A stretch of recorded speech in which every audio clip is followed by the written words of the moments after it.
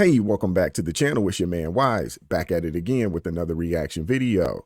All right, now today I am checking out another video from PragerU. This is the inconvenient truth about the Republican Party. You guys ask and you shall receive. Man, I really enjoyed the video I did the other day, the inconvenient truth about the Democratic Party. I learned so much in that video. It's unfortunate that this is not information that's being taught, in our public school system. This is information, it's U.S. history. It should be taught in our schools. It should be. It's just really unfortunate, man. If you haven't done so already, please make sure that you like, share, and subscribe to the channel. Drop me a comment down below. I'd love to hear from you guys. And if you could, do me a favor, please watch this video all the way through to the end. It helps the algorithm within YouTube. It helps them to push this content to more people who need to hear this information. I think there's so many people out there that they have no idea. They have no idea this information about these parties, and they really need to hear this information. And I'm just glad to be able to, have a platform to be able to share this information with those folks. So please make sure you smash that like button again for me, man. I appreciate it, man. I appreciate all the love and support. Give me 1 second. Let me slide the video in. And without further ado, let go. Sexist, racist, sexist, Republican, these words are virtually interchangeable, at least according to most professors, journalists, and celebrities. So are they right? Let's take a look at history. The Republican Party was created in 1854.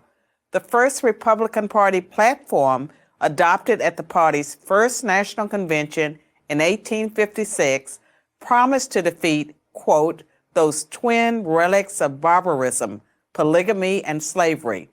Those twin relics were spreading into the Western territories. Republicans feared that as those territories became states, polygamy and slavery might become permanent parts of American life. Polygamy, the marriage of one man to multiple women, devalued women and made them a kind of property. Slavery, of course, did the same to blacks, literally. The Democrats...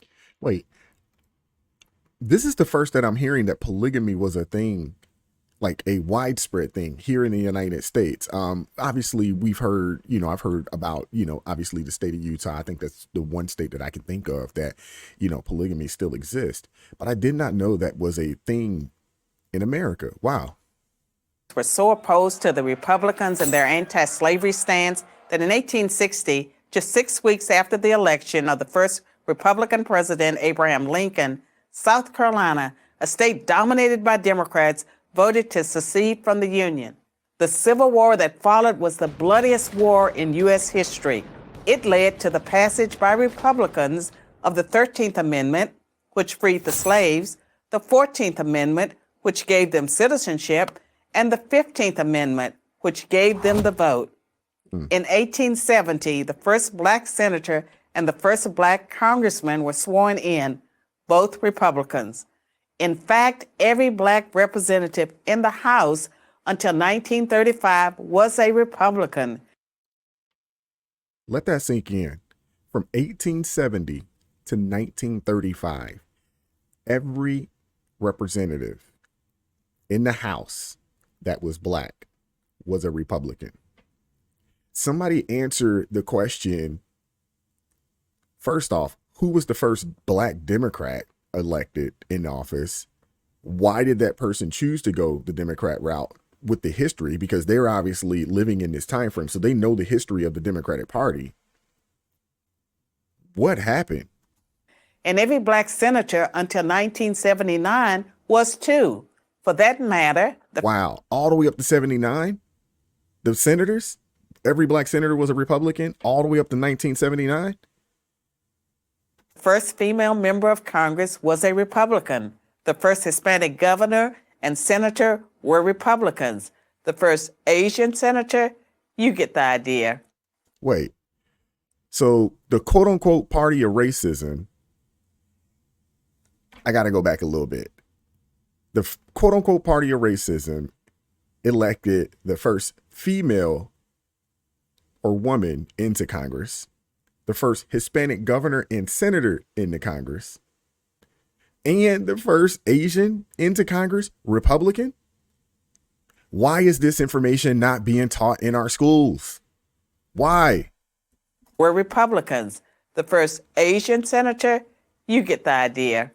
Republicans also kept their pledge to defend women's rights. In 1862, the Morrill Anti-Bigamy Act was passed by the Republican-controlled Congress to put an end to polygamy.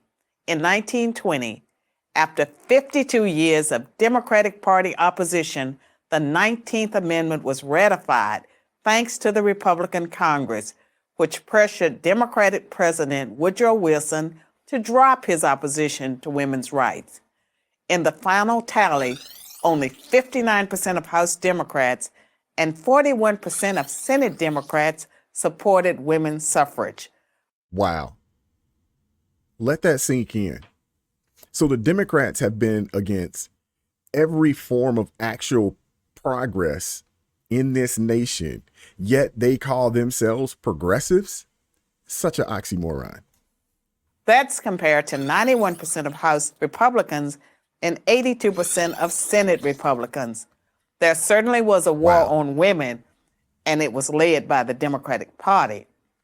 But where Republicans had won a major battle for women's rights, the fight for black civil rights had a long way to go. In the 1920s, Republican President Calvin Coolidge declared that the rights of blacks are just as sacred as those of any other citizen. Calvin Coolidge. Who would have known? The rights of blacks are just as sacred as those of any other citizen. By contrast, when famed sprinter Jesse Owens, a staunch Republican, won 4 gold medals at the 1936 Berlin Olympics, he was snubbed by Democratic President Franklin Roosevelt. Roosevelt only invited white Olympians to the White House. 2 decades later, it was a Republican president, Dwight Eisenhower, who sent the 101st Airborne Division to escort black students into Little Rock Central High when Arkansas Governor Orville Forbes, a Democrat, refused to honor a court order to integrate the state's public schools. The Civil Rights Act of 1960, which outlawed poll taxes and other racist measures meant to keep blacks from voting, was filibustered by 18 Democrats for 125 hours. Not one Republican senator opposed the bill. Its follow-up bill, the Civil Rights Act of 1964, is one of the landmark pieces of legislation in American history.